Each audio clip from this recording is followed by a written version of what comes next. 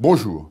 La croissance française a été nulle au premier trimestre de l'année 2014. Conséquence, pour atteindre la croissance de 1% attendue pour l'ensemble de l'année, il faudrait avoir 0,5% à chacun des 3 trimestres restants. Alors on peut le faire probablement sur un trimestre, le faire sur 3 trimestres consécutivement paraît extrêmement compliqué.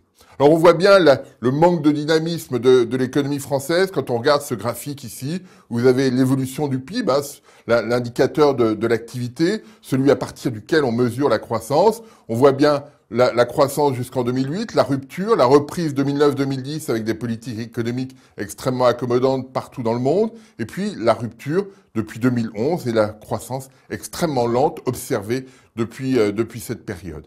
Alors, ce manque de dynamisme et cette difficulté à atteindre 1% se traduira par une difficulté, là aussi, pour atteindre les objectifs de politique économique, les objectifs de déficit public. Ça va être assez compliqué pour 2014 et 2015 si effectivement on n'arrive pas à atteindre les objectifs de croissance. Ça, c'est un premier point. Et puis, cela pose aussi la question de la définition de la politique économique. Quand on regarde la demande privée, la consommation des ménages, l'investissement des entreprises et des ménages, eh bien, on s'aperçoit que cette demande privée s'infléchit. Elle est un peu moins forte qu'en 2008, à un niveau un petit peu moins fort qu'en 2008. En d'autres termes, la demande privée ne tire pas l'activité vers le haut aujourd'hui en France. Et ça, c'est réellement problématique. Ça veut dire aussi, en termes de politique économique, que réduire les dépenses publiques trop rapidement, c'est prendre un risque. Parce que si effectivement la croissance française progresse légèrement, c'est qu'il y a une contribution positive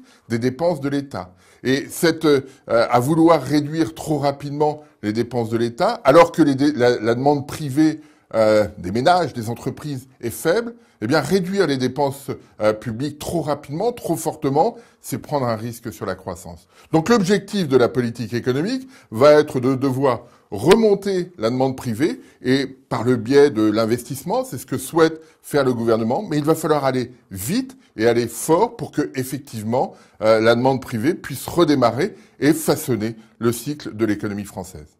Je vous remercie.